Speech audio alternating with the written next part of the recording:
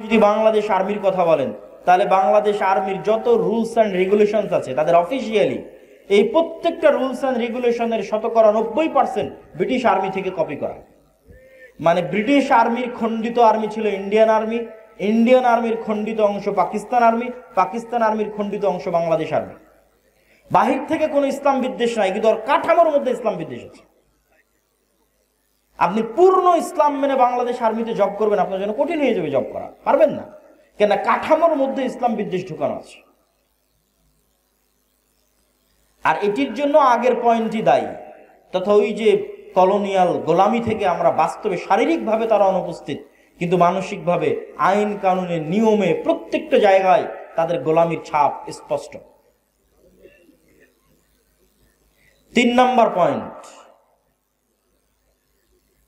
বাংলাদেশের ঐতিহাসিক ইতিহাস ভিত্তিক যে রাজনৈতিক বয়ান, বিশেষ করে গত 16 বছর যে রাজনৈতিক বয়ান তৈরি করা হয়েছিল শুধুমাত্র 1971 মুক্তিযুদ্ধ কেন্দ্রিক, যে বাংলাদেশের জন্মই 1971-এ, তার পূর্বে আসলে কিছুই ছিল না।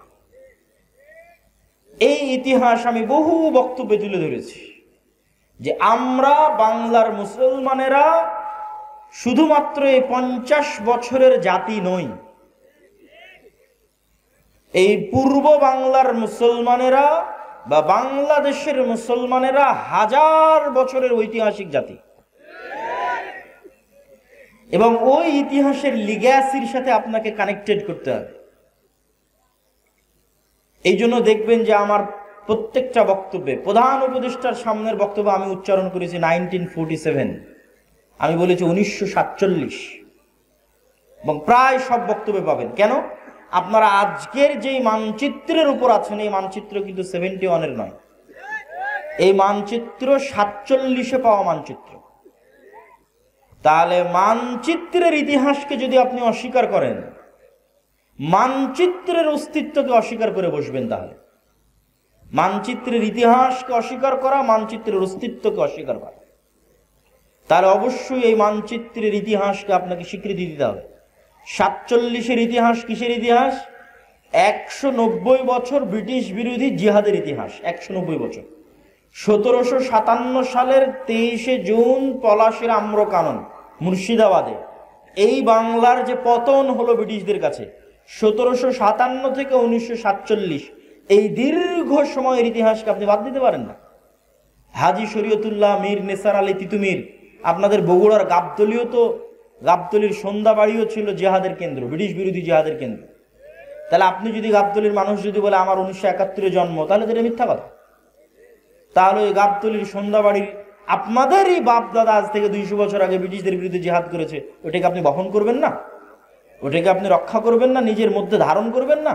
অবশ্যই ধারণ করতে হবে, নাহলে আপনি জাতি হিসেবে মানসিকভাবে ঐতিহাসিকভাবে রাজনৈতিক বয়ানে গোলাম হয়ে যাবে। এবার ওই 1757 23শে জুনের আগের যে ইতিহাস, তার আগের স্বাধীন সুলতানি শাসন আমলের বাংলাদেশ,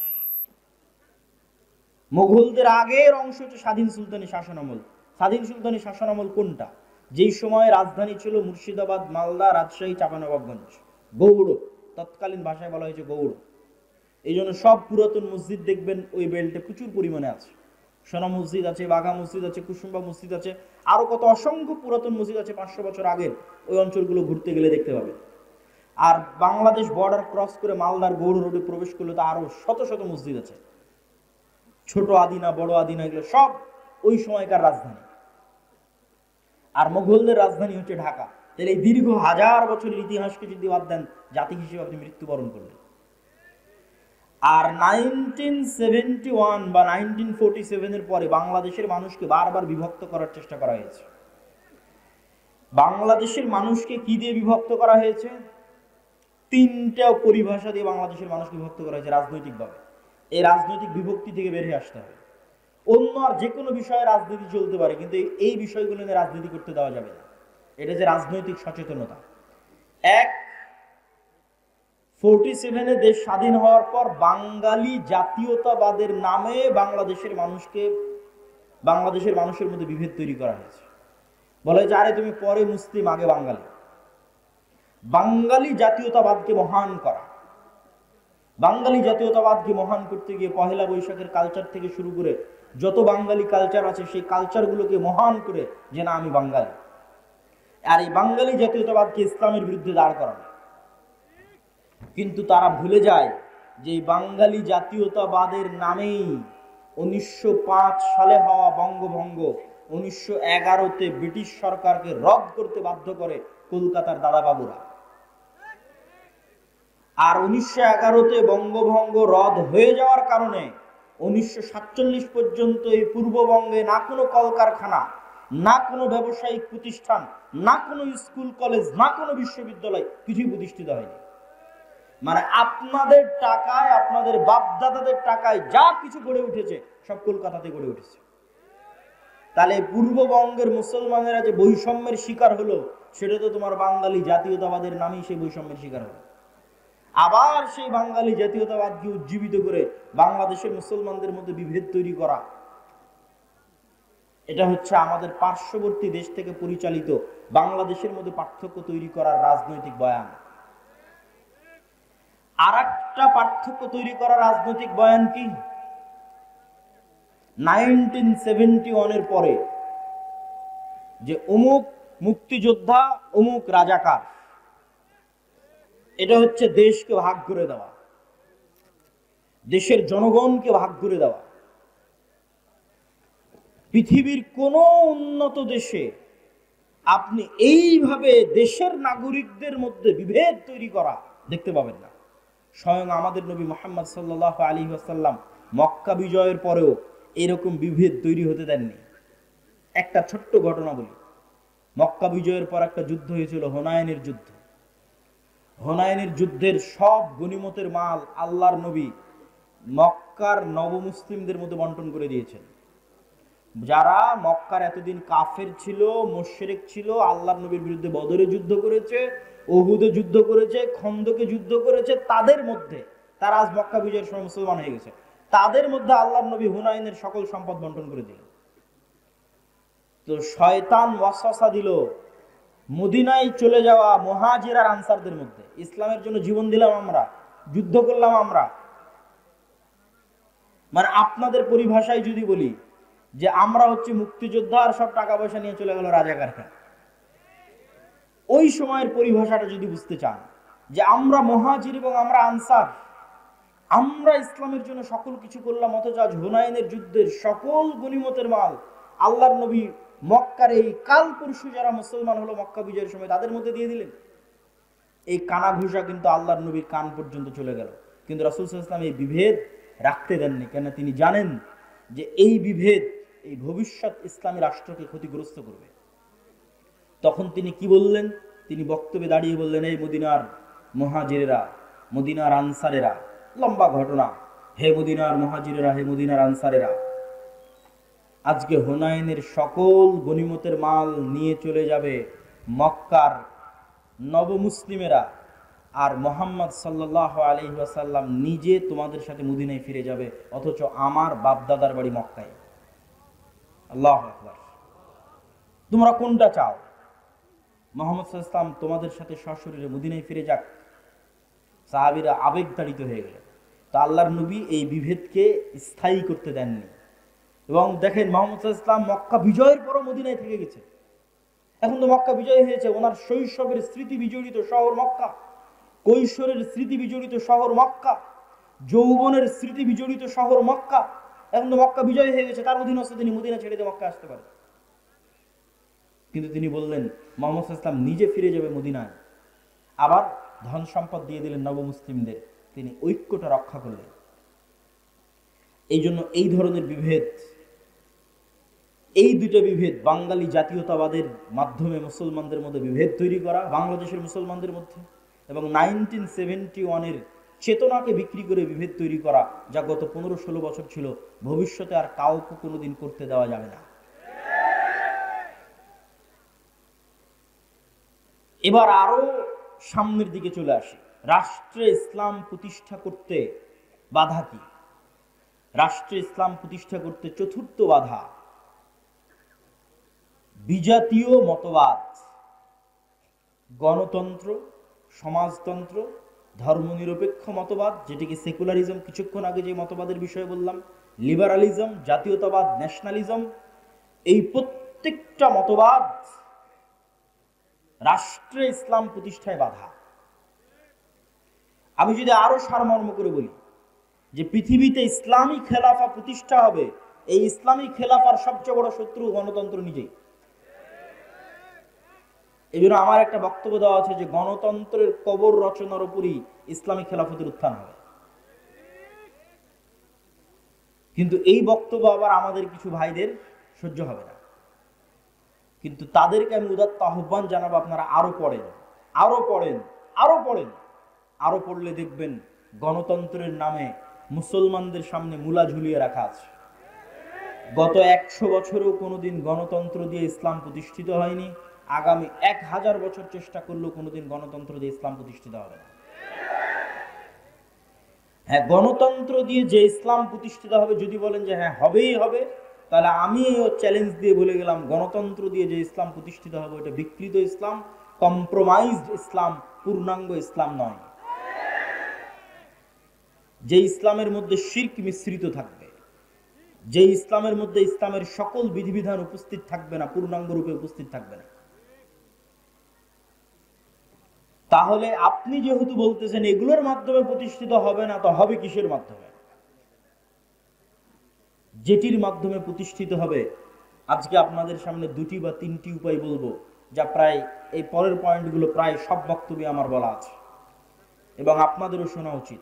1, ইসলামী খেলাফা বা ইসলামী রাষ্ট্র বলতে কি বুঝায় এটা পরিষ্কার থাকতে হবে।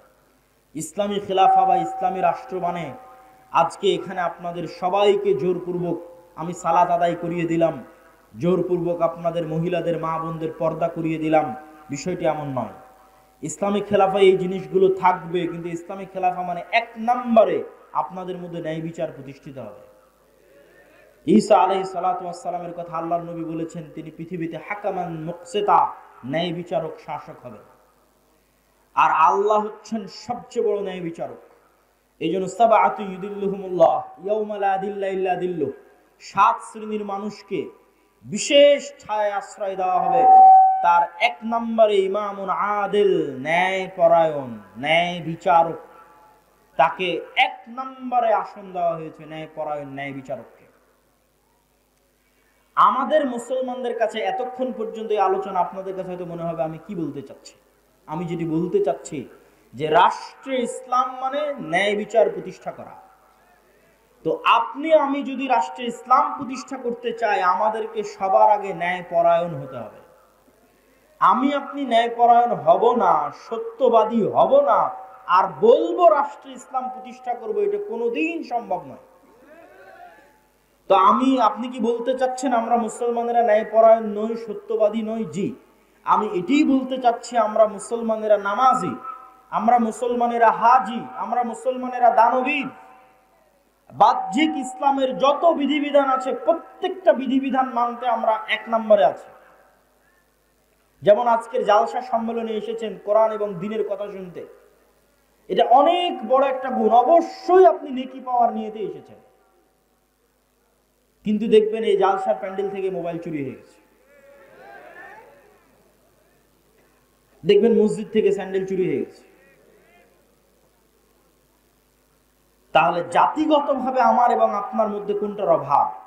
জাতিগতভাবে আমার এবং আপনার মধ্যে নামাজের অভাব নাই, দানের অভাব নাই, হাজি উমরাকারী ব্যক্তির অভাব নাই, কিন্তু সত্যবাদী হবে, ন্যায় পরায়ণ হবে, এরকম মেরুদণ্ডওয়ালা একটা প্রজন্ম আমাদের মধ্যে নাই।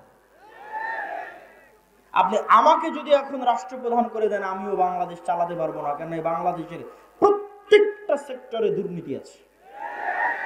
ওই সমস্ত দুর্নীতিবাজ সচিবেরা, মন্ত্রীরা, ওসিরা, ডিসিরা 1 সেকেন্ড আপনাকে রাষ্ট্র চালাতে দিবেন, আপনাকে উৎখাত করে ফেলে দেবেন।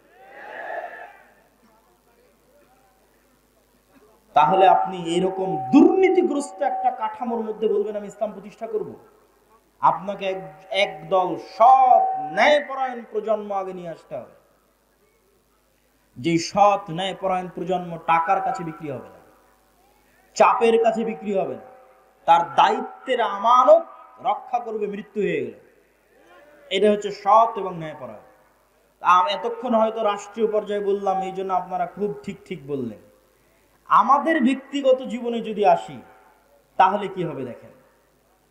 আপনারা যারা আজ পুরো গাবতলীতে জরিপ করেন, পুরো বগুড়া জেলায় জরিপ করেন, পুরো গাইবান্ধাতে জরিপ করেন যে কতজন পিতার মৃত্যুর পর তার সন্তান পিতার সম্পত্তিতে বোনকে ন্যায়ের সাথে ভাগ দিয়েছে,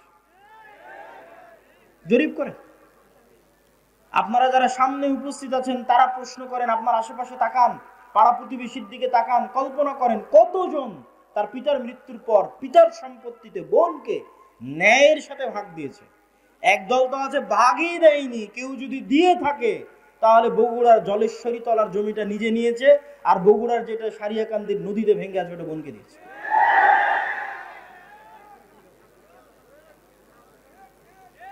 তাহলে আপনি ন্যায়পরায়ণ নন, সত্যবাদী নন, কিন্তু আপনি নামাজি, আপনি হাজি, আপনি ওমরাকারী, আপনি দানবীর। তাহলে আপনাকে দিয়ে কখনোই আল্লাহ সুবহানাহু ওয়া তাআলা রাষ্ট্রে ইসলাম প্রতিষ্ঠা করবেন না, কেননা আপনি রাষ্ট্রে ইসলাম প্রতিষ্ঠার যোগ্য নন। রাষ্ট্রে ইসলাম প্রতিষ্ঠা করার এক নাম্বার শর্তই হচ্ছে আপনাকে ন্যায়পরায়ণ হতে হবে। ন্যায়পরায়ণ না হলে আপনি রাষ্ট্রে ইসলাম প্রতিষ্ঠার যোগ্য নন। কেন? আপনি রাষ্ট্র নেতা হওয়ার যোগ্য নন, দলের নেতা, দেশের নেতা, সমাজের নেতা, কোনো কিছুর নেতা হওয়ার যোগ্য নন। আপনি কিসের যোগ্য? গোলাম হওয়ার যোগ্য। গোলামেরা মিথ্যা বলে, গোলামেরা অন্যায়পরায়ণ হয়। আপনি আরো জরিপ করেন, আপনাদের এই বগুড়া, গাবতলী, গাইবান্ধা অঞ্চলের কতজন মেয়ের বিবাহ যৌতুকের ভিত্তিতে হচ্ছে, আর কতজন মেয়ের বিবাহ যৌতুক ছাড়া হচ্ছে, জরিপ করেন। তাহলে যতগুলো মেয়ের বিবাহ যৌতুকের ভিত্তিতে হচ্ছে, আপনি কি বলেন এটা ন্যায় হচ্ছে না অন্যায় হচ্ছে? অন্যায় হচ্ছে। কিন্তু ওই যৌতুকের বিবাহে যতজন উপস্থিত হচ্ছে, হাজি, নামাজি, ওমরাকারী, দানবীর, হুজুর, কাজী, সবই তো আল্লাহওয়ালা। তাহলে এই সমস্ত আল্লাহওয়ালা হাজি, নামাজি, কাজী যে যৌতুকের ভিত্তিতে বিবাহ দিচ্ছে, উপস্থিত হচ্ছে, দাওয়াতে যাচ্ছে, তাদেরকে দিয়ে আল্লাহ সুবহানাহু ওয়া তাআলা কখনোই রাষ্ট্রে ইসলাম প্রতিষ্ঠা করাবেন না। কেননা সে অন্যায়পরায়ণ। সে যদি আজ যৌতুকের সাথে আপোষ করে, কাল রাষ্ট্র ক্ষমতায় গেলে ও সবচেয়ে বড় দুর্নীতিবাজ হবে। মানে আমাদের মধ্যে যতজন উপস্থিত আছে যারা বোনকে পিতার সম্পত্তিতে ভাগ দেয়নি, যারা মেয়েকে বিবাহ করেছে যৌতুক এবং ডিমান্ডের ভিত্তিতে, এবং এই ধরনের মানুষের সাথে সম্পৃক্ত, অন্যায়ের সাথে জড়িত আছে, এরা যদি রাষ্ট্র ক্ষমতায় যায় তো গত 16 বছর যা টাকা পাচার হয়েছে এরা তার চেয়ে বেশি করবে। গত 16 বছর যা দুর্নীতি হয়েছে প্রত্যেকটা মুসলমান তার চেয়ে বেশি দুর্নীতি করবে। শুধু সে যায়নি তাই গালি দিচ্ছে যে ও দুর্নীতিবাজ ছিল, এত টাকা পাচার করে নিল, ও গেলে ওইও করতে। সম্মানিত উপস্থিতি, তাহলে আমরা মুসলমানেরা কি অবস্থায় দাঁড়িয়ে আছি? আমরা মুসলমানেরা রাসূলুল্লাহ সাল্লাল্লাহু আলাইহি ওয়াসাল্লামের ওই হাদিসের উপর দাঁড়িয়ে আছি যে হাদিসে রাসূল সাল্লাল্লাহু আলাইহি ওয়াসাল্লাম বলেছেন, সালাসাতুন মান কুন্না ফিহি ওয়া আরবাউন মান কুন্না ফিহি, তিনটা বৈশিষ্ট্য বা চারটা বৈশিষ্ট্য যার মধ্যে থাকবে সে মুনাফিকান খালিসা, সে স্পষ্ট মুনাফিক। ইযা হাদ্দাসা কাযাবা, যখন কথা বলে মিথ্যা বলে, ওয়া ইযা ওয়া'দা আখলাফা, যখন ওয়াদা করে ভঙ্গ করে, ওয়া ইযা তুমিনা খানা, যখন আমানত রাখা হয় তখন সে আমানতের খেয়ানত করে। তো কথা বললে মিথ্যা বলে, ওয়াদা দিলে ভঙ্গ করে, আমানতের খেয়ানত করে, মানে দায়িত্ব দেওয়া হয়েছে দায়িত্বের খেয়ানত করেছে। বাবা মারা গেছে, সম্পত্তি বন্টন করতে হবে, এই কাজটা আপনার কাছে আমানত। আপনি প্রতিষ্ঠানের প্রিন্সিপাল, প্রতিষ্ঠান আপনার কাছে আমানত। আপনি থানার ওসি, থানা আপনার কাছে আমানত। প্রত্যেক দায়িত্বশীলের কাছে তার দায়িত্ব আমানত। তাহলে ওই দায়িত্ব সে পূর্ণাঙ্গ রূপে বাস্তবায়ন না করে কম্প্রোমাইজ করেছে, মানে তারা সব কি হয়ে গেছে বলেন তো? বলেন না কেন, কি হয়ে গেছে? মুনাফিক হয়ে গেছে।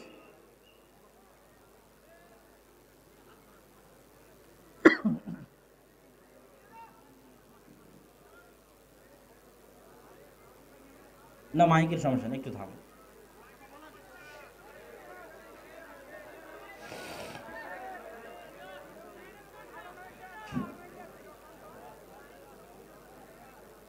ইযা হাদ্দাসা কাযাবা, যখন কথা বলে মিথ্যা বলে, ওয়াদা করে ভঙ্গ করে, আমানত রাখা হলে আমানতের খেয়ানত করে। তাদেরকে আল্লাহর নবী কি বললেন? একটু জোরে বলতে হবে, কি বললেন? মুনাফিক। তার মানে পিতার সম্পত্তিতে বোনকে ভাগ দেয়নি যে সে কি? একটু কথা বলতে হবে, সে কি? মুনাফিক। যৌতুকের ভিত্তিতে বিবাহ করেছে যে সে কি? মুনাফিক। তাহলে এই সমস্ত মুনাফিকদের দিয়ে আপনি তাহলে প্রশ্নের পরের প্রশ্ন আসবে, এই সমস্ত মুনাফিকেরা নামাজ পড়ছে কেন? এই সমস্ত মুনাফিকেরা দান করে কেন? এই সমস্ত মুনাফিকেরা তাহাজ্জুদের সালাত আদায় করে কেন? কেননা গত 16 বছরে এমনও ছিল প্রশ্ন ফাঁসের টাকা আল্লাহর রাস্তায় দান করেছে। তাহলে আল্লাহর নবীর কথা অনুযায়ী সে মুনাফিক, কেননা প্রশ্ন ফাঁস তার আমানত, প্রশ্ন রক্ষা করা আমানত ছিল, খেয়ানত করেছে। আল্লাহর নবী বলছেন ও মুনাফিক, খাঁটি মুনাফিক। তো খাঁটি মুনাফিক কেন দান করছে? গত 16 বছর এমনও ছিল যে সবচেয়ে বড় দুর্নীতিবাজ সেও নাকি তাহাজ্জুদের সালাত আদায় করে, সবচেয়ে বড় খুনি সেও নাকি তাহাজ্জুদের সালাত আদায় করে। তাহলে সে যদি খুনি হয়, দুর্নীতিবাজ হয়, মিথ্যুক হয়, তাহলে সে তো মুনাফিক। শত OC, DC, SP, AC land, sub registrar সারা দিন ঘুষের লেনদেন করতেছে, 24 ঘন্টা ঘুষের লেনদেন করতেছে, তারা তার দায়িত্বে খেয়ানত করতেছে। তো দায়িত্বে খেয়ানত করার কারণে আল্লাহর নবীর ভাষা অনুযায়ী সে কি? মুনাফিক। কিন্তু এরা সবাই তো হজ করে এসেছে, উমরা করে এসেছে, নামাজ পড়েছে, মসজিদ মাদ্রাসার সভাপতি, প্রধান অতিথি, বিশেষ অতিথি, কি না সবকিছুতে আছে। তাহলে কেন দিনী কার্যক্রম? মূলত তারা তাদের মুনাফিকি ঢাকতে আল্লাহর রাস্তায় দান করে, মুনাফিকি ঢাকতে হজ উমরা করে, মুনাফিকি ঢাকতে মসজিদে গিয়ে নামাজ পড়ে, কিন্তু আসলে মুনাফিক। কিন্তু মুনাফিকিটা যেন মানুষের সামনে ধরা না পড়ে, ওই মুনাফিকের উপর পর্দা দেওয়ার জন্য মুখে দাড়ি আছে, মাথায় টুপি আছে, নামাজের কড়া আছে, কিন্তু বাস্তবে মুনাফিক। তাহলে কোন মুসলমান স্বাধীন, কোন মুসলমান রাষ্ট্রের দায়িত্ব পাবে, কোন মুসলমান দেশ জাতিকে নেতৃত্ব দিবে? যেই মুসলমান এমত অবস্থায় সালাত আদায় করে যে, এমত অবস্থায় সালাত আদায় করছে যে ওই অবস্থায় সে মিথ্যুকও নয়, দুর্নীতিবাজও নয়, সত্যবাদী, শতভাগ সত্যবাদী, শতভাগ ন্যায়পরায়ণ, এমত অবস্থায় সে সালাত আদায় করছে, ওই সালাতের যে ক্ষমতা, ওই সিয়ামের যে পাওয়ার, ওই হজ, ওই ওমরা, ওই দানের যে পাওয়ার, ওই পাওয়ারে রাষ্ট্র ক্ষমতায় চলে যাবে। ওই পাওয়ার দিয়ে আল্লাহ পৃথিবীতে সব নবী রাসূল পাঠিয়েছেন। পৃথিবীতে আসা প্রত্যেক নবী রাসূল জন্মগত সত্যবাদী, জন্মগত আমানতদার, জন্মগত ন্যায়পরায়ণ। আমাদের নবী মুহাম্মদ সাল্লাল্লাহু আলাইহি ওয়াসাল্লামের ক্ষেত্রেও জন্মগত তিনি সত্যবাদী, জন্মগত আমানতদার, জন্মগত ন্যায়পরায়ণ। আবু বকর, ওমর, উসমান, আলী, এমনকি যে আবু সুফিয়ান রাদিয়াল্লাহু তাআলা আনহুর নাম আমরা শুনি, দীর্ঘদিন যাবৎ মক্কার কাফের কুরাইশ মুশরিকদের নেতৃত্ব দিয়েছেন, তিনিও বাদশাহ হিরাক্লিয়াসের দরবারে দাঁড়িয়ে মিথ্যা বলেননি। তখন কাফের ছিলেন, মিথ্যা বলেননি। কেননা মিথ্যা তাদের অস্তিত্বের মধ্যে ছিল না। আর আমাদের অস্তিত্বের মধ্যে মুসলমানদের অস্তিত্ব চেক করবেন, ইউরোপ আমেরিকায় যত মুসলমান গেছে তাদের অনেকেই, অধিকাংশই, সবাই নয়, যে দেখেন কোথাও না কোথাও মিথ্যা বলেছে। মিথ্যা বলে সরকারের কাছে অতিরিক্ত ফায়দা নিচ্ছে, মুসলমান কাফেরের কাছে অতিরিক্ত উপকার নিচ্ছে, মুসলমান ইহুদি খ্রিস্টানদের কাছে অতিরিক্ত অর্থনৈতিক লাভ নিচ্ছে মিথ্যা বলে। দ্বিতীয় যে কাজটি আমাদের করতে হবে সেটা হচ্ছে সোশ্যাল জাস্টিস। সোশ্যাল জাস্টিস মানে এতক্ষণ যা বললাম তার আলোকেই সোশ্যাল জাস্টিস নির্ধারিত হবে, সামাজিক ন্যায় বিচার। গত 16 বছর যে পাওয়ার প্র্যাকটিস হয়েছে সারা বাংলাদেশে, এই পাওয়ার প্র্যাকটিস এখন নাই, শূন্যের কোঠায়। ওই ফাঁকা জায়গায় মসজিদ মাদ্রাসাগুলোর ক্ষমতা ছিল যে তারা ন্যায় বিচার প্রতিষ্ঠা করবে। কিন্তু দুঃখজনক হলেও সত্য, দেশে প্রতিষ্ঠিত ইসলামী দল বলেন, ইসলামী সংগঠন বলেন, মসজিদ বলেন, মাদ্রাসা বলেন, তারা আল আমরু বিল মারুফ ওয়ান নাহি আনিল মুনকার এবং সামাজিক ন্যায় বিচার প্রতিষ্ঠায় দুর্বল, এবং তাদের চোখের সামনে আরেক দল ওই একই জায়গায় একই অন্যায় লিপ্ত হচ্ছে। এক জায়গায় গত 16 বছর যারা চাঁদাবাজি করেছে, আজকে ওই জায়গায় আরেকজন চাঁদাবাজি করতেছে, কিন্তু কেউ প্রতিবাদ করতেছে না। সোশ্যাল জাস্টিস মানে সমাজে মানুষের প্রতি অন্যায় হতে দেওয়া যাবে না। আপনি যদি রাষ্ট্রে ইসলাম প্রতিষ্ঠা করতে চান, রুট লেভেলে ন্যায় বিচার প্রতিষ্ঠা করতে হবে। কাকে প্রতিষ্ঠা করতে হবে? যে ইসলামের ধারক ও বাহক, মানে যে বলছে যে আমি চাই রাষ্ট্রে ইসলাম প্রতিষ্ঠা হোক, ওকে ন্যূনতম ওর গ্রামে ওর পাড়ায় মানুষের উপর যেন জুলম না হয়। যেমন বাপ যদি মারা যায় তো বোনকে যেন তার ন্যায় হিস্সা বুঝিয়ে দেওয়া হয়, এটি জোরপূর্বক বাস্তবায়ন করবে। কোন মেয়ের বিবাহ যেন যৌতুকের ভিত্তিতে না হয়, এটি জোরপূর্বক বাধা দিবে। আল আমরু বিল মারুফ ওয়ান নাহি আনিল মুনকার করবে। এটি হচ্ছে সোশ্যাল জাস্টিস। কোন এক গ্রাম, কোন এক এলাকা, কোন এক পাড়া, কোন এক মাদ্রাসা, কোন এক শিক্ষা প্রতিষ্ঠান, কোন এক ইসলামী দল, ইসলামী সংগঠনে যদি ন্যায় প্রতিষ্ঠা হয়ে যায়, ওর হাত দিয়ে রাষ্ট্রে ইসলাম প্রতিষ্ঠা হবে। তার মানে কি ইসলামী দল, ইসলামী সংগঠন, মসজিদ মাদ্রাসায় ন্যায় নাই? নাই। এই যে মাদ্রাসায় মাদ্রাসায় মতবিরোধ, দলে দলে মতবিরোধ, এর থেকে ও বের হয়েছে, ওর থেকে ও বের হয়েছে, এগুলো একটাও মাসলা মাসাইলের কারণে নয়, এগুলো একটা আবেগের কারণে। প্রত্যেকটা জায়গায় ন্যায়ের অভাব আছে। হয় যিনি ইসলামী দলের আমির উনি ন্যায়পরায়ণ নন, জালেম, অথবা যিনি ইসলামী দলের মামুর কর্মী সে ন্যায়পরায়ণ নয়, জালেম। যে কর্মী রাত দিন পরিশ্রম করছে তাকে পদ না দিয়ে যে পা চাটছে ওকে পদ দিয়ে দিচ্ছে, এটাই হচ্ছে ন্যায়ের খেলাফ। ন্যায় নাই, ওর দ্বারা রাষ্ট্রের ইসলাম প্রতিষ্ঠা হবে না। ও তো ওর দলের মধ্যে ইসলাম প্রতিষ্ঠা করতে পারে না। দলের মধ্যে ইসলাম, ওর মাদ্রাসায় ইসলাম প্রতিষ্ঠা করবে। মাদ্রাসা ইসলাম মানে 5 ওয়াক্ত সালাত হচ্ছে এটা না, 5 ওয়াক্ত সালাত তো হবেই, কিন্তু আপনি যদি মনে করেন আমি রাষ্ট্রে ইসলাম প্রতিষ্ঠা করব, তাহলে আপনি যে জায়গায় আছেন ওখানে শতভাগ ন্যায় প্রতিষ্ঠা করতে হবে। আপনি ন্যায় প্রতিষ্ঠা করতে ব্যর্থ হয়েছেন তো অবশ্যই আপনি রাষ্ট্রে ইসলাম প্রতিষ্ঠা করতে ব্যর্থ হবেন। সম্মানিত উপস্থিতি, সর্বোপরি লাস্ট পয়েন্ট হচ্ছে আমাদের মুসলমানদের সবচেয়ে বড় সমস্যা হচ্ছে আমরা শর্ট টার্ম চিন্তা করি। আমাকে এখনই ভোট করে এখনই নির্বাচনে জিতে রাষ্ট্রে ইসলাম প্রতিষ্ঠা করতে হবে। যে এরকম শর্ট টার্ম চিন্তা করতেছে আমাকে এখনই নির্বাচন করে এখনই ভোটে জিতে এখনই রাষ্ট্রে ইসলাম প্রতিষ্ঠা করতে হবে, ও তার কয়দিন পরে আর থাকবে না। মানে তার কয়দিন পরে আবারও কেউ আসবে যে রাষ্ট্র ক্ষমতায় চলে যাবে। সে যেমন আজ এখনই চলে যাওয়ার চেষ্টা করতেছে, স্থায়ী থাকতে পারবে না। তাহলে করতে হবে কি? আপনাকে 50 বছর 100 বছরের প্ল্যান করতে হবে যে আমি 50 বছর পর 100 বছর পর, আজ এখন নয়, 50-100 বছর পর পূর্ণাঙ্গ ইসলাম, পূর্ণাঙ্গ ক্ষমতার সাথে বাংলাদেশের রাষ্ট্র ক্ষমতায় যাবে। তার জন্য কি করা লাগবে সে পরিকল্পনা রেডি করে। এইটা ইহুদিরা করে, তারা করেছে। আজকে তারা যে জায়গায় আছে এটা 200 বছর আগের পরিকল্পনা। আর যখনই আপনি এই পরিকল্পনা করবেন তখনই দেখবেন যে আপনাকে শক্তিশালী প্রতিষ্ঠান তৈরি করতে হচ্ছে। আমাদের শক্তিশালী প্রতিষ্ঠান নাই। এই লক্ষ লক্ষ কোটি কোটি পঙ্গপালের মতো ভোটার থেকে কোনো উপকার নেই। 5ই আগস্টের এই ছাত্র জনতার আন্দোলনে বেশিরভাগ মুসলমান ধর্মপ্রাণ মানুষ জীবন দিয়েছে। আর রাষ্ট্র ক্ষমতায় কারা গেছে? বেশিরভাগ এনজিও রাষ্ট্র ক্ষমতায় গেছে। কেন? ওই এনজিও গুলো বাংলাদেশের শক্তিশালী প্রতিষ্ঠান আছে, শক্তিশালী মিডিয়া আছে।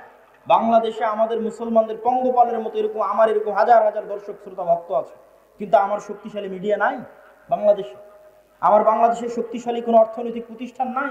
এরকম কোনো ইসলামী দলের নাই, কোনো ইসলামী সংগঠনের নাই। সম্মানিত উপস্থিতি, তাহলে আমাদেরকে শক্তিশালী প্রতিষ্ঠান প্রতিষ্ঠা করতে হবে এবং দীর্ঘমেয়াদী পরিকল্পনা করতে হবে। ওই শক্তিশালী প্রতিষ্ঠান না থাকার কারণেই দেখবেন একজন অপরাধী যখন কোনো কিছু করছে তার সামনে কত বড় গুণ লাগিয়ে হেডিং করা হচ্ছে, আর একজন আলেম সে যখন কিছু করছে বলছে তথাকথিত মৌলবী। অথবা বড় অপরাধীকে যখন আদালতে পেশ করা হচ্ছে হাতে হ্যান্ডকাপ নাই, কিন্তু আলেমকে যখন আদালতে পেশ করা হচ্ছে মোটা রশি দিয়ে হাত বেঁধে আদালতে পেশ করা হচ্ছে। এটাই হচ্ছে রাষ্ট্রীয় কাঠামোগত বিদ্বেষ, যা আপনার অজান্তে হয়ে আছে। আপনি এটার সাথে ফাইট দিয়ে পারবেন না, ঠিক বলেও পারবেন না, ওটার সাথে ফাইট দিতে হবে শক্তিশালী প্রতিষ্ঠান তৈরি করার মাধ্যমে। এই শক্তিশালী প্রতিষ্ঠান তৈরি করার জন্য মুসলমানদের সন্তানদের চিন্তা করতে হবে, পরিকল্পনা করতে হবে। সর্বোপরি আমাদের সবচেয়ে বড় সমস্যা আমাদের তরুণ প্রজন্ম। আমাদের তরুণ প্রজন্ম নেশায় ব্যস্ত, মাদকতায় ব্যস্ত, জুয়ায় ব্যস্ত। আর আপনি অন্যদের তরুণ প্রজন্মকে দেখেন, তারা কি করছে? তারা প্রোডাক্টিভ, তারা জ্ঞান অর্জন করছে, জ্ঞান বিতরণ করছে, জ্ঞান শিখছে। যেই দিন ফুটবল বিশ্বকাপ হচ্ছে সেই দিন আপনি ক্যামব্রিজ এবং অক্সফোর্ডের বিশ্ববিদ্যালয়ে কিছু বুঝতে পারবেন না, আর ঢাকা বিশ্ববিদ্যালয়ে দেখবেন হাজার হাজার ছাত্র একত্রিত হয়ে ফুটবল খেলা দেখছে। এটাই হচ্ছে আমাদের এবং তাদের মধ্যে পার্থক্য। কেন তারা পৃথিবী শাসন করছে আর আমরা কেন পৃথিবীর গোলাম হয়ে আছি?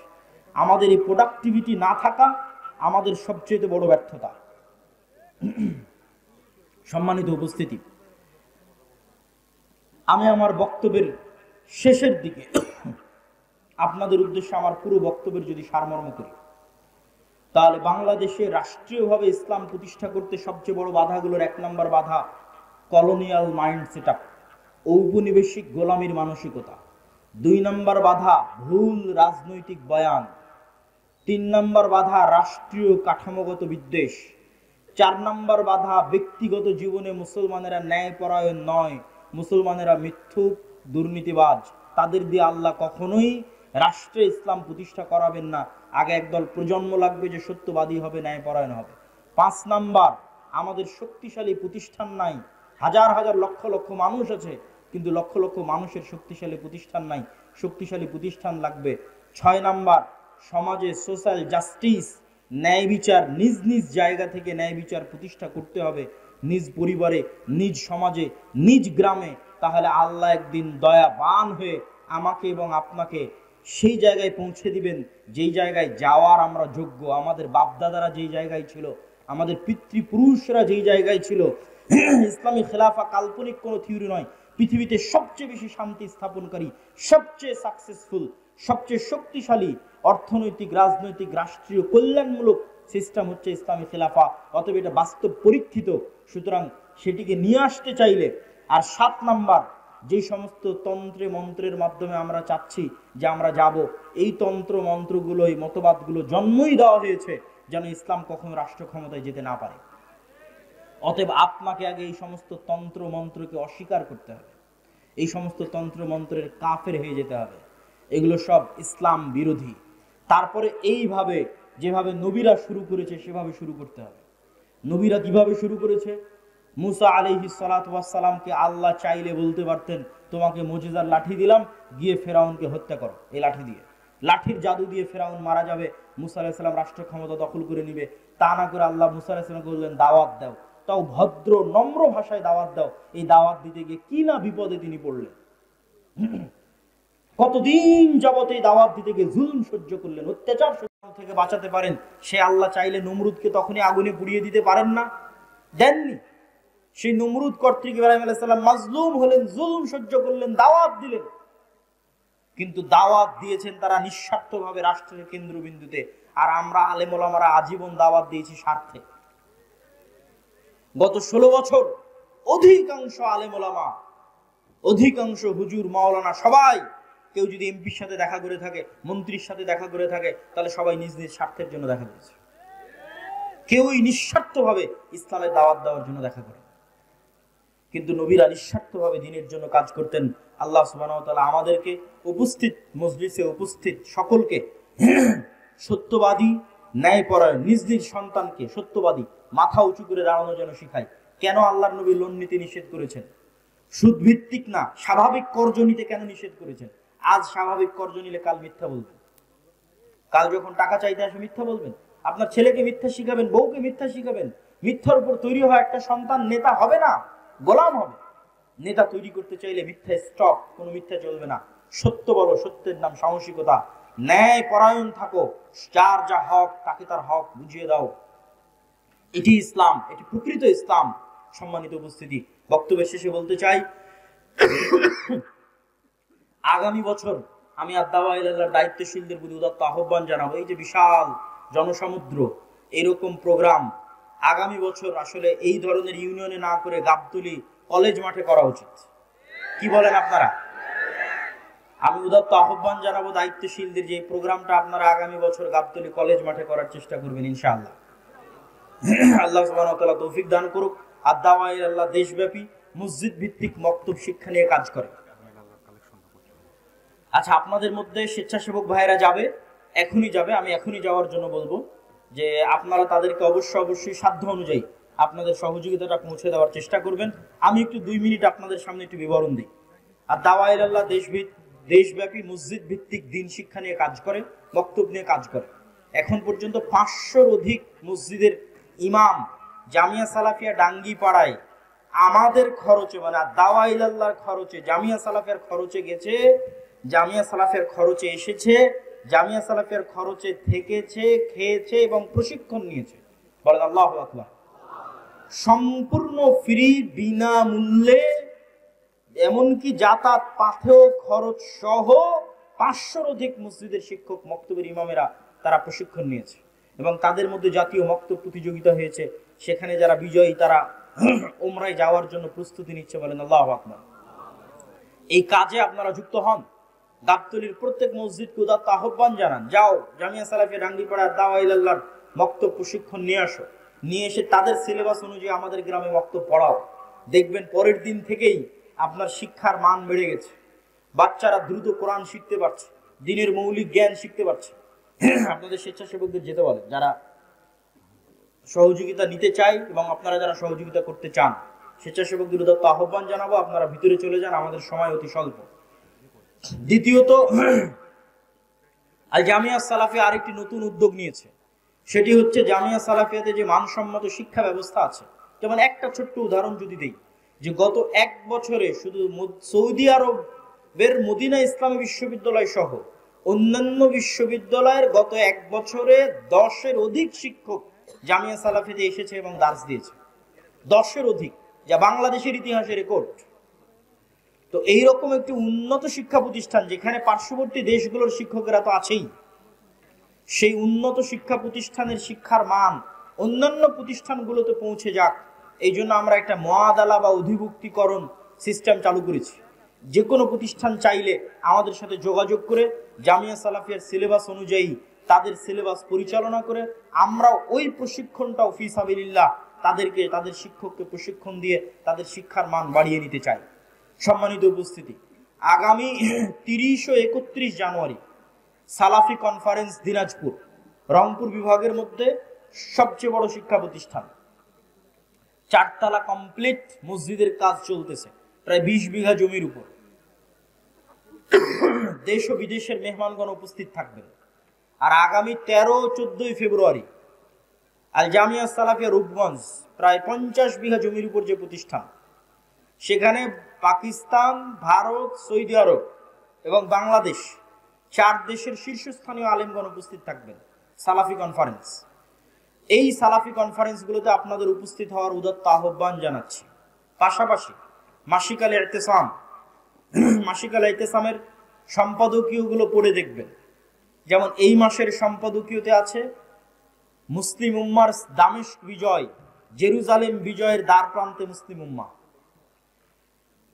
এই যে গুরুত্বপূর্ণ লেখনীগুলো। এবং আজকে আপনাদের শ্রদ্ধেয় শেখ আব্দুর রাজ্জাক বিন ইউসুফ, তিনি এখানে আসার আগে মাগরিব পর্যন্ত ফতোয়া বোর্ডে ছিলেন। জামিয়া সালাফের সিনিয়র সব মুহাদ্দিসেরা, জামিয়া সালাফিয়া বানারস ভারতের সিনিয়র মুহাদ্দিসেরা, তারা সহ আমাদের ফতোয়া বোর্ড পরিচালিত হয়। তো মাসিক আল ইতিসামের ফতোয়াগুলো এরকম জ্ঞানী গুণী উচ্চ শিক্ষিত আলেমদের ফতোয়া বোর্ডের মাধ্যমে পাশ হয়ে আসে। এই মাসিক আল ইতিসাম আপনারা নিয়মিত আপনাদের গাবতলীতে আসে, আমি জানি। আপনারা যোগাযোগের ভিত্তিতে নিবেন এবং মানুষের মধ্যে ফ্রি বিতরণের মাধ্যমে দাওয়াতি কাজে অংশগ্রহণ করবেন। সম্মানিত উপস্থিতি, সর্বশেষে আজকের আলোচনায় যে বিষয়গুলো তুলে ধরলাম, এই বিষয়গুলো মেনে চলার এবং আমল করার উদাত্ত আহ্বান জানিয়ে আজকের সংক্ষিপ্ত বক্তব্য এখানেই শেষ করছি। ওয়া আখিরু দাওয়ানা আলহামদুলিল্লাহি রাব্বিল আলামিন। আসসালামু আলাইকুম ওয়া রাহমাতুল্লাহি ওয়া বারাকাতুহু। আসসালামু আলাইকুম ওয়া রাহমাতুল্লাহি ওয়া বারাকাতুহু। আলহামদুলিল্লাহ, এতক্ষণ আমাদের মধ্যে আলোচনা করলেন শেখ আমরা দাবি করি যে আমরা 1947-এ ব্রিটিশদের থেকে স্বাধীনতা পেয়েছি, কিন্তু 190 বছর তারা আমাদের উপর যে শাসন পরিচালনা করেছে, আপনাদের কাছে এমন অনেক মানুষ এখানে বসে আছে যাদের কাছে গত 15 বা 16 বছর মনে হচ্ছিল যেন কোনোদিন শেষই হবে না। তো 15-16 বছরে যদি আপনি এত অতিষ্ঠ হন, আপনি কল্পনা করেন 190 বছর কতদিন হতে পারে। অনেক লম্বা সময় 190 বছর। তাহলে 190 বছরে কয়টা প্রজন্ম এই পাক ভারত বাংলাদেশের অতিক্রম হয়ে গেছে ব্রিটিশদের গোলামিতে। ফলত আমাদের জেনেটিক্যালি, আমাদের রক্তের মধ্যে মেন্টালি, মানসিকভাবে কিছু গোলামির চিন্তা চেতনা প্রবেশ করে গেছে। শারীরিকভাবে তারা আমাদের এখান থেকে বিদায় নিলেও আমরা মানসিকভাবে ওই ট্রমা, একটা মানুষ যখন রাতের বেলা ভয়ঙ্কর কিছু দেখে অথবা তার চোখের সামনে ভয়ঙ্কর কোনো দুর্ঘটনা ঘটে যায়, তখন সেই ট্রমা থেকে বের হতেও তার কয়েক মাস সময় লাগে। তো 190 বছর যে ভয়ঙ্কর গোলামির ট্রমা, জাতি হিসেবে গত 70 বছরেও আমরা সেটি থেকে বের হতে পারিনি। এখনো আমরা আমাদের অজান্তে আমাদের মনের মধ্যে গোলামি লালন করি। কিভাবে গোলামি লালন করি? আমি যখন সর্বপ্রথম ইংল্যান্ড থেকে স্পেন, ফ্রান্স এবং ইতালি, এই 3টে দেশে সফর করলাম, তার আগ পর্যন্ত হয়তো মানুষ জেনে থাকতে পারে, আমার জানা ছিল না। ওই সফর করার আগ পর্যন্ত আমি জানতাম না। মানুষ জেনে থাকতে পারে, এই জন্য মানুষের কাছে এটা আশ্চর্য মনে হতে পারে। যখন প্রথম সফর করি তখন দেখলাম স্পেনের যে বিমানবন্দরে আমি অবতরণ করেছিলাম, সেখানে ইংরেজি ভাষা খুঁজে পেতে আমার অনেক কষ্ট হয়েছে। ইংরেজি জানার পরেও পৃথিবীতে চলতে, ইন্টারন্যাশনালি কোথাও চলতে ঝামেলা পোহাতে হবে। আরবি জানি, ইংরেজি জানি, উর্দু জানি, বাংলা জানি, তারপরেও আমি কোনো রাস্তা খুঁজে পাবো না, মানুষের সাথে কথা বলতে পারবো না। কেননা বিমানবন্দরে যারা দায়িত্বশীল আছে স্প্যানিশ ভালো, ইংরেজি জানে না। গোটা বিমানবন্দরে এক্সিট শব্দটা ইংরেজিতে খুঁজে পেতে কষ্ট হয়েছে, নাই। তো আমি হতবাক হয়ে গেলাম, হতভম্ব হয়ে গেলাম, ঘটনা কি? তারপরে বাইরে বের হওয়ার পর তো আর কোথাও নাই। আমাদের দেশে অন্তত রাস্তাঘাটে বের হলে হয় বাংলা না হয় ইংরেজিতে তো কত শত সাইনবোর্ড আছে, কিন্তু স্পেনে বের হয়ে কোথায় ইংরেজি সাইনবোর্ড খুঁজে পাওয়া যায় না। মানে কিছুই আর চেনা যাচ্ছে না, জানা যাচ্ছে না, বোঝা যাচ্ছে না, অচেনা অজানা সবকিছু। তো সেখান থেকে বের হয়ে ফ্রান্স, সেখান থেকে বের হয়ে ইতালি, সব জায়গায় একই অবস্থা। তখন মানুষের সাথে কথা বলে, মানুষকে জিজ্ঞাসা করে যেটা জানা গেল যে ওই দেশে যে সমস্ত বাঙালিরা গেছে তাদেরকেও ওই দেশের ভাষা শিখে তাদের সাথে ব্যবসা করতে হচ্ছে। তথা যে ইতালিতে গেছে সে ইতালি ভাষা শিখেছে, যে ফ্রান্সে গেছে সে ফরাসি ভাষা শিখেছে, যে স্পেনে গেছে সে স্প্যানিশ ভাষা শিখেছে, অথচ এগুলো ইংল্যান্ডের আশেপাশের কান্ট্রি। তাহলে ইংল্যান্ড থেকে হাজার হাজার কিলোমিটার দূরে আমি এখানে বসে ইংরেজি শিখে ফেলেছি, আর ইংল্যান্ডের পার্শ্ববর্তী দেশ ফ্রান্স, ইতালি, স্পেনে ইংরেজিই নাই। কারণ কি? তখন আমি ধীরে ধীরে অনুধাবন করলাম, এটা আমার রিয়ালাইজেশন, যে আমার মদিনা ইসলামী বিশ্ববিদ্যালয়ে একজন আফ্রিকান বন্ধু ছিল। সেই মদিনা ইসলামী বিশ্ববিদ্যালয়ের আফ্রিকান বন্ধুর সেকেন্ড ল্যাঙ্গুয়েজ ছিল ফরাসি। তো তখন আমার কাছে এই জিনিসটা একটু খটকা লাগলেও এতটা তো অনুভূতি ছিল না যে কেন তার সেকেন্ড ল্যাঙ্গুয়েজ ফরাসি হবে, এই পর্যন্ত আমি পৌঁছতে পারিনি। আমার সেকেন্ড ল্যাঙ্গুয়েজ যদি ইংরেজি হয়তো তারাও হয়তো এরকম একটা ভাষা শিখে, সে ভাষার নাম ফরাসি। কিন্তু তখন আমি বুঝলাম ফ্রান্স, স্পেন এবং ইতালি যাওয়ার পর যে আমাদের পুরো মুসলিম বিশ্বে আমরা যতগুলো সমস্যা এখন বহন করছি, এখন প্রত্যেকটা সমস্যার পিছনে ইউরোপ এবং ইংল্যান্ডের দীর্ঘদিনের ঔপনিবেশিক শাসনামল দায়ী। ইসরায়েল কে তৈরি করেছে? ঔপনিবেশিক শাসন আমলেই তৈরি হয়েছে। ওই পুরো শামকে ভেঙে একটা টুকরোকে লেবানন, একটা টুকরোকে জর্ডান, একটা টুকরোকে ফিলিস্তিন, একটা টুকরোকে ইসরায়েল, একটা টুকরোকে সিরিয়া, অথচ পুরোটা একটাই দেশ। কিভাবে তৈরি হলো? আজকের আরব বিশ্বের টুকরো টুকরো দেশ, এরা কিভাবে তৈরি হলো? কাশ্মীরের সমস্যা কারা তৈরি করলো? আফ্রিকান মুসলমানদের যে সমস্যা, এই সমস্যার জন্য কারা দায়ী? প্রত্যেকটা জায়গায় দেখবেন ওই ঔপনিবেশিক শাসনামলের যে ঘটনা প্রবাহ, সেগুলো দায়ী। তখন আমি দেখলাম যে আসলে এখানে যারা বসবাস করেছে, ইংল্যান্ডে, ফ্রান্সে এবং ইতালিতে, তারা মেন্টালি, মানসিকভাবে আমাদের চাইতে বেশি স্বাধীন। মানে ফ্রান্সের একটা মানুষের মানসিকতা একজন বাংলাদেশ, পাকিস্তান, ভারতে জন্মগ্রহণ করা একজন নাগরিকের চাইতে বেশি স্বাধীন। কেন বেশি স্বাধীন? ফ্রান্স এবং ইতালি, স্পেনের নাগরিক এটা মনে করেছে যে আমি কেন আমার ভাষা বাদ দিয়ে অন্যের ভাষা শিখব। সে কোন লেভেলের উন্নাসিকতা বা কোন লেভেলের অহংকার, আত্ম অহংকার তার মধ্যে আছে, স্বাধীন চেতা মনোভাব তার মধ্যে আছে, যে সে তার পার্শ্ববর্তী দেশের ভাষাটা পর্যন্ত শিখবে না। বলে তুমি যদি আমার সাথে যোগাযোগ করতে চাও, আমার ভাষা শিখে যোগাযোগ করো, না হলে তোমার সাথে আমার যোগাযোগের কোনো প্রয়োজন নাই। আর আমরা তাদের তুলনায় মানসিকভাবে গোলাম। তার মানে আমি এটা বলছি না যে আপনি ইংরেজি ভাষা শিখিয়েন না, এটা বলছি না। আমি জাস্ট উদাহরণ হিসেবে তুলে ধরছি যে আমরা যে কলোনিয়াল মাইন্ডসেটটা বহন করি এখন পর্যন্ত, তার আলামত কি? আপনি যখন একজন মানুষকে দেখেন প্যান্ট শার্ট পরে আছে, তখন তাকে আপনি স্মার্ট মনে করেন। আর যখন কেউ পাঞ্জাবি পায়জামা টুপি পরে আছে, তখন তাকে আনস্মার্ট মনে করেন। এই মাপকাঠিটা আপনাকে তৈরি করে দিল কে? আপনি নিজের অজান্তে তৈরি করে ফেলেছেন। 190 বছর যার গোলামি করেছেন, তারা প্যান্ট শার্ট পরতেন।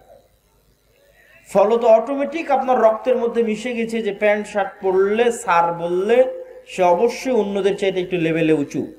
আর যদি প্যান্ট শার্ট না পরে, স্বাভাবিক পাঞ্জাবি পায়জামা বা লুঙ্গি থাকে, তাহলে সে অবশ্যই অন্যদের চাইতে নিচু। এটা আপনি নিজের অজান্তেই মাপকাঠি তৈরি করে ফেলেছেন। এরকম অসংখ্য মানদণ্ড এবং মাপকাঠির মধ্যে আমরা আমাদের জীবনযাপন করি, যেগুলোতে আমরা গোলামি বহন করি। যেমন দাড়ি রাখার বিষয়ে যদি আমি বলি, যে আমরা দাড়ি রাখতে সংকোচ বোধ করি, যে দাড়ি রাখলে মানুষ কি বলবে, আমরা হেজিটেশনে ভুগি। তো এই হেজিটেশনটা আমাদের মধ্যে এসেছে কোথায় থেকে? এই হেজিটেশনটা আমাদের মধ্যে এসেছে মানসিক গোলামি থেকে, কলোনিয়াল মাইন্ডসেট।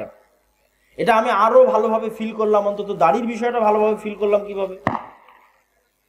লন্ডনে যে ইহুদি পাড়া আছে, ইহুদিরা যে অঞ্চলে বসবাস করে, আমি ইচ্ছাকৃতভাবে দেখার জন্য গেছিলাম। তো 90% জনের বেশি জনের মুখে দাঁড়িয়ে আছে। অথচ ওই লন্ডনে যতজন মুসলমান বসবাস করে, তার 90% জনের মুখে দাড়ি নাই। তাহলে ওই লন্ডনে বসবাস করা ইহুদিদের 90% জনের মুখে লম্বা দাড়ি, মুসলমানের নাই কেন? তার মানে মেন্টালি, মানসিকভাবে ইহুদি বেশি স্বাধীন। সে পরোয়া করে না যে আমি দাড়ি রাখলে দুনিয়ার মানুষ কি বলবে। কিন্তু মুসলমান পরোয়া করে যে আমি যদি দাড়ি রাখি, তাহলে হয়তো আমাকে আনস্মার্ট লাগতে পারে। কেননা আমি যাদের গোলাম ছিলাম, আমার যারা মনিব ছিল, তারা তো দাড়ি রাখতো না। তো আমি যাদের গোলামি করেছি, তারা তো দাড়ি রাখতো না, তো তারাই তো ছিল শাসক। তখন নিজের অজান্তে আমি তাদের অনুকরণ করতে চেয়েছি, এবং এখনো নিজের অজান্তে অনুকরণ করছি, এবং নিজের অজান্তে আমাদের অধঃপতনের জন্য আমাদের দিনকে দায়ী করছি। এই পরের পয়েন্টে আমি আসব। তো এই সমস্ত উদাহরণগুলো প্রমাণ করে যে কলোনিয়াল মাইন্ড সেটআপ, ঔপনিবেশিক গোলামির মানসিকতা আমাদেরকে পৃথিবীর অন্যান্য উন্নত জাতি, গোত্র, ধর্মের অনুসারী মানুষদের থেকে মানসিকভাবে পিছিয়ে রেখেছে। আপনি দেখেন ভারত, বাংলাদেশ, পাকিস্তান তিনটে দেশই একসাথে 1947-এ জন্ম নিল। জওহরলাল নেহরু, গান্ধী, মাওলানা আবুল কালাম আজাদ তারা বললেন আমরা সেকুলার ইন্ডিয়া প্রতিষ্ঠা করব, ধর্ম নিরপেক্ষ ভারত প্রতিষ্ঠা করব। মোহাম্মদ আলী জিন্না, আল্লামা ইকবাল তারা বললেন মুসলমানদের জন্য ভিন্ন রাষ্ট্র লাগবে। তাহলে ভারত প্রতিষ্ঠিত হলো সেকুলারিজমের উপর, পাকিস্তান, বাংলাদেশ প্রতিষ্ঠিত হলো মুসলমানিত্বের উপর। অথচ 70 বছর পর দেখেন আমাদের মানসিক গোলামি, বিশেষ করে মুসলমানদের মানসিক গোলামি কত নিম্ন লেভেলের যে 70 বছর পর আমরা সবচেয়ে বড় সেকুলার হয়ে গেছি। আর 70 বছর পর সেই ভারত তার দিনের উপর সবচেয়ে বেশি কট্টর হয়েছে। যারা ফেসবুক, ইউটিউব, টিকটকে ভারতকে নিয়ে ট্রল করে, আমি তাদের উদ্দেশ্যে বলতে চাই, প্রত্যেক বাংলাদেশি যারা ফেসবুক, ইউটিউব, টুইটারে ভারতকে নিয়ে ট্রল করে তাদের প্রত্যেকের উদ্দেশ্যে বলতে চাই, ভারতের হিন্দুদের দম আছে, তাই হিন্দু ধর্মের উপর কট্টর হয়ে দেশ চালাচ্ছে। এই মুসলমানের সন্তানেরা, তোমাদের দম কোথায় যে তোমরা বাংলাদেশকে ইসলামের উপর দাঁড় করিয়ে কেন চালাতে পারো না? তাহলে গোলাম কে? গোলাম তোমরা। সে নিজের ভ্রান্ত দিনের উপর কট্টর অবস্থায় দেশ চালাচ্ছে, আর তুমি মিউ মিউ মিউ মিউ করে বলো যে আমি সেকুলার, আমি সেকুলার, আমি সেকুলার। ইসরায়েলের দিকে দেখেন,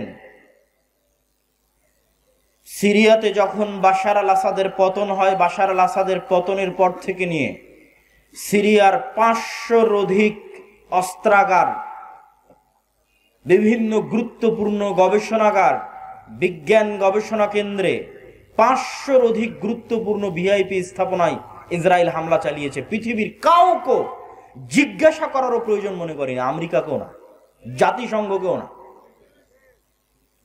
তার মানে ইসরায়েল তার ভ্রান্তির উপরে, ইহুদি ধর্মের কথা আল্লাহ সুবহানাহু ওয়া তাআলা কোরআন মাজিদে বলেছেন অভিশপ্ত ইহুদিদের কথা, কিন্তু তার ভ্রান্তির উপরে সে কট্টর, পরোয়া করে না পৃথিবী কি বলবে, পরোয়া করে না দুনিয়া কি বলবে, পরোয়া করে না তার পাড়া প্রতিবেশীর মানুষ কি বলবে। শুধু তাই নয়, আজকে আমেরিকার যে সামনে যে প্রশাসন আসতেছে, ট্রাম্প প্রশাসন, তারাও কট্টর খ্রিস্টানবাদের দিকে ধাবিত হবে, তার আলামত এখন থেকে স্পষ্ট। ইলন মাস্ক LGBTQ এর বিরোধিতার জন্যই, কেননা তার সন্তান এই ভয়ঙ্কর সমকামিতার শিকার হয়ে নিজেকে ছেলে থেকে মেয়েতে রূপান্তরিত করেছে, এবং ইলন মাস্ক তখনই ঘোষণা দিয়েছে যে আমার ছেলে মারা গেছে, জীবিত আছে কিন্তু সে ঘোষণা দিয়েছে মারা গেছে। তখন থেকে সেই সমস্ত LGBTQ এর কট্টর বিরোধী, এবং তখন থেকে সে ধর্ম প্রচার করতে হবে, ধর্ম শিখাতে হবে, পরিবারকে বাঁচাতে হবে, এটা তার জীবনের লক্ষ্য উদ্দেশ্য। এবং আসছে আমেরিকায় বাইবেল শিক্ষা সিলেবাসের অন্তর্ভুক্ত হবে, ধর্ম শিক্ষা সিলেবাসের অন্তর্ভুক্ত হবে। সম্মানিত উপস্থিতি, কিন্তু মুসলমানদের অবস্থা দেখেন, বাংলাদেশের অবস্থা দেখেন, পাকিস্তানের অবস্থা দেখেন। এরা তৈরি হলো ইসলামের উপর, কিন্তু এরা পৃথিবীর সবচেয়ে বড় সেকুলার। এই জন্য আমি যখন প্রধান উপদেষ্টা ডক্টর মোহাম্মদ ইউনূসের সামনে কথা বলার সুযোগ হয়েছিল, তখন আমি ডক্টর মোহাম্মদ ইউনূসের সামনে স্পষ্ট ভাষায় বলেছিলাম যে আপনারা সমস্যার গোড়ায় হাত দেন, আপনারা ডিফেন্স খেলতেছেন, আত্মরক্ষা করে পাল্টা জবাব দিচ্ছেন। সারা ইন্ডিয়া ছড়িয়ে আছে যে বাংলাদেশের সংখ্যালঘুদের উপর নির্যাতন হচ্ছে, অথচ ডাহা মিথ্যা কথা। কিন্তু আপনি পাল্টা বারবার বলতে আছেন না আমার এখানে নির্যাতন হয় না, আমার এখানে তারা এত ভালো আছে, এত সুখে আছে, অমুক আছে তুমুক আছে। এত কিছু বলার তো দরকার নাই, আপনি বরং যেটা রিয়ালিটি, বাস্তবতা, সেটা তুলে ধরেন। বাস্তবতা কি? বাস্তবতা হচ্ছে বাংলাদেশের মাটিতে এখন পর্যন্ত একজন হিন্দু মুসলমানদের কর্তৃক গণপিটুনিতে মারা যায়নি। বাস্তবতা হচ্ছে বাংলাদেশের মাটিতে এখন পর্যন্ত একটি মন্দিরের জায়গাও জোরপূর্বক মন্দিরকে ধ্বংস করে মসজিদ বানানো হয়নি। কিন্তু তার বিপরীতে আরো কঠিন বাস্তবতা হচ্ছে ভারতের মাটিতে প্রত্যেক দিন অহরহ মুসলমানদেরকে মুসলমান হওয়ার কারণে, গরুর গোশত রাখার কারণে গণপিটুনি দিয়ে হত্যা করা হচ্ছে। তার বিপরীতে আরো কঠিন ও কঠোর বাস্তবতা হচ্ছে যে ভারতের যতগুলো পুরাতন মসজিদ আছে প্রত্যেক মসজিদের পিছনে দাবি করা হচ্ছে এই মসজিদ আগে মন্দির ছিল, অতএব এখানে মসজিদ ভেঙ্গে মন্দির তৈরি করা হোক। তাহলে সংখ্যালঘু নির্যাতন কোথায় হচ্ছে? সংখ্যালঘু নির্যাতন ইন্ডিয়াতে হচ্ছে। তো আপনি যদি বলতে চান বাংলাদেশের অবস্থানকে শক্তিশালী করতে চান, তাহলে বাংলাদেশের সংখ্যালঘুরা তো ভালো আছে, এটা বলারই দরকার নাই। আপনাদের যদি সাহস থাকে, বুকে দম থাকে, তাহলে পৃথিবীবাসীর সামনে, জাতিসংঘের সামনে প্রকাশ্যে উচ্চারণ করেন যে ভারতে সংখ্যালঘুদের নির্যাতন হচ্ছে, সেখানে সংখ্যালঘুদের নিরাপত্তা দরকার, জাতিসংঘের শান্তিরক্ষী বাহিনী ওখানে পাঠানো দরকার মুসলমানদের বাঁচানোর জন্য। সম্মানিত উপস্থিতি, কিন্তু কেন পারছি না? কলোনিয়াল মাইন্ড সেট আপ, ঔপনিবেশিক মানসিক দাসত্ব, যে আমাকে সবসময় ছাড় দিতেই হবে, আমাকে এই পৃথিবীর সবচেয়ে বড় সেকুলার হতে হবে, আরেকজন কট্টর হিন্দু হলে সমস্যা নাই, আরেকজন কট্টর ইহুদি হলে সমস্যা নাই, কিন্তু আমি আমার দিনের উপর কট্টর হতে পারবো না। আমি যদি আমার দিনের উপর কট্টর হই তাহলে আমি সন্ত্রাসী। কিন্তু এই সুযোগ যদি আপনি দেন তাহলে আপনি দুর্বল।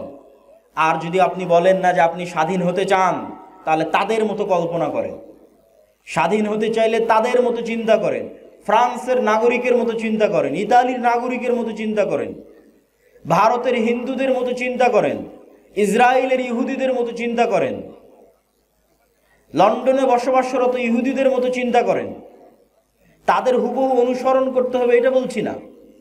আপনি একটা ইহুদি ফ্যামিলি দেখান যে ইহুদি ফ্যামিলির সন্তান একজন বা দুইজন, এখানে উঠে গিয়ে ফোন দিবেন ইউরোপ এবং আমেরিকায় বসবাসরত যে কোনো প্রবাসীকে, যে তুমি খুঁজে নিয়ে এসে দিবা যে একটা ইহুদি পরিবারের সন্তান এক বা দুই, তার বেশি তারা নেয়নি।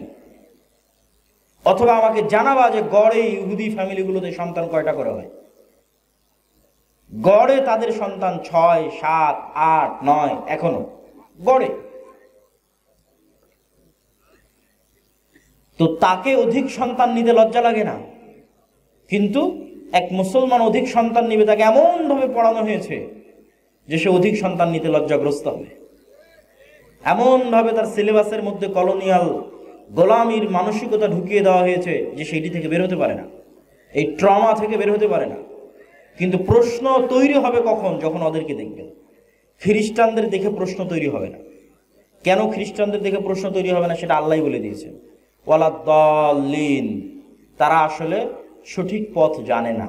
এই জন্য অসংখ্য খ্রিস্টান পাবেন জুয়া খেলছে, মদ খাচ্ছে, ঠিক আছে? অতএব তাদেরকে দেখলে আপনি সঠিক রাস্তা খুঁজে পাবেন এটা না। সম্মানিত উপস্থিতি, ঠিক তেমনি আপনি দেখেন ইহুদিরা তাদের মধ্যে সুদি লেনদেন করছে না করছে না? একটা ইহুদি নিয়ে এসে দিবেন যে তাদের মধ্যে সুদি লেনদেন করছে, তাদের পরস্পরের মধ্যে। হ্যাঁ, সারা পৃথিবীতে যেন সুদি লেনদেন হয়, এটার জন্য তারাই পেট্রোনাইজ করে, তারাই দাঁড় করিয়ে রেখেছে সুদি অর্থনীতি, কিন্তু তাদের মধ্যে কখনো সুদি লেনদেন করবে না। আর আমরা আমাদের সমাজের রন্ধ্রে রন্ধ্রে সুদের বিষ বাষ্প প্রবেশ করেছে। সুদের ইকোসিস্টেম এমন ভাবে তৈরি করা হয়েছে যে পৃথিবীতে কেউ চাইলেও যেন সুদ থেকে বের না হতে পারে। এটা একটা ইকোসিস্টেম। তার আপনাকে উদাহরণ দিই, আপনি যদি ইংল্যান্ডে যান, আমেরিকায় যান, আর ক্রেডিট কার্ডের ইউজার না হন, ক্রেডিট কার্ড মানে আপনি আমার কার্ড নিলেন, টাকা নাই, খরচ করেন, পরে দিন, সমস্যা নাই, এটার নাম ক্রেডিট কার্ড। আপনার যদি ক্রেডিট কার্ডের 5-10 বছরের বা বেশি ব্যালেন্স ব্যবহারের রেকর্ড না থাকে, তাহলে একটা বাড়ি ভাড়া নিতে যে পরিমাণ কষ্ট সহ্য করতে হবে, আপনি বলবেন থাক, তার চাইতে আমি ক্রেডিট কার্ড ইউজ করি, ক্রেডিট কার্ড ইউজ করে ক্রেডিট কার্ড দেখিয়ে আমি বাড়ি ভাড়া অতি সহজে পেয়ে যাব। মানে সুদ মুক্ত থাকবেন এরকম কোন পরিবেশ পৃথিবীতে রাখা হয়নি, কিন্তু তারা সুদ মুক্ত আছে। সুদমুক্ত থাকবেন এরকম কোনো পরিবেশ পৃথিবীতে রাখা হয়নি। এমনকি আপনার ওয়াইফাই যে নেবেন, ওই ওয়াইফাই এর রাউটারের পিছনে ইন্স্যুরেন্স আছে, গাড়ির পিছনে তো আছে, মোবাইলের তো আছে, ওয়াইফাই রাউটারেরও ইন্স্যুরেন্স আছে। আপনি বিশ্বাস না হলে আমেরিকা এবং ইংল্যান্ডে কল দিয়ে যাচাই করবেন যে আছে কিনা। আব্দুল্লাহ ভাই বক্তব্যে বললো সত্যি আছে কিনা। সেই দিন বাংলাদেশেও আসবে যখন আপনি ক্যাশ মানি বলে, বাস্তব প্রকৃত ক্যাশ টাকা বলে কোনো টাকা থাকবে না, প্রত্যেকটা টাকাই লোনের বিপরীতে থাকবে। মানে আমার এবং আপনার পকেটে এখন যত টাকা আছে, আসলে এগুলো একটাও বাস্তবে ক্যাশ টাকা নাই, প্রতিটা টাকার বিপরীতে ব্যাংকে লোন আছে। তাহলে there is no cash money without loan. মানে সুদের ভিত্তিতে লোন ছাড়া কোনো ক্যাশ মানির অস্তিত্ব পৃথিবীতে থাকবে না। সম্মানিত উপস্থিতি, আমরা আলোচনা করছিলাম যে কলোনিয়াল মাইন্ড সেটআপ আমাদেরকে পেয়ে বসেছে। এটি আপনি যদি রাষ্ট্রীয়ভাবে ইসলাম প্রতিষ্ঠা করতে চান, তাহলে এটি হবে তার পথে সবচেয়ে শক্তিশালী বাধা। দ্বিতীয় বাধা কি হবে? দ্বিতীয় বাধা হচ্ছে রাষ্ট্রীয় কাঠামোগত ইসলাম বিদ্বেষ। এটা এই পয়েন্ট থেকে এসেছে, আগের পয়েন্ট থেকে এসেছে। এই আগের পয়েন্ট থেকেই রাষ্ট্রের কাঠামোগত ইসলাম বিদ্বেষ। আপনি চোখে দেখতে পাবেন না, বাস্তবে কোনো ইসলাম বিদ্বেষ নাই, কিন্তু কাঠামোর মধ্যে ইসলাম বিদ্বেষ আছে। যেমন আপনি কোথাও গিয়ে বলেন যে আমি দাড়ি রাখবো, পুলিশে জব করে বলেন দাড়ি রাখবো, আর্মিতে জব করে বলেন দাড়ি রাখবো, পারবেন না, কষ্ট হবে, চিহ্নিত হবেন, চাকরি থেকে বাদ পড়ে যাবেন। তথা এমন ভাবে ইসলাম বিদ্বেষকে সেট আপ করা আছে কাঠামোর মধ্যে যে আপনি শক্তভাবে, কঠোরভাবে দ্বীনকে অনুসরণ করবেন সেটির সুযোগ নাই।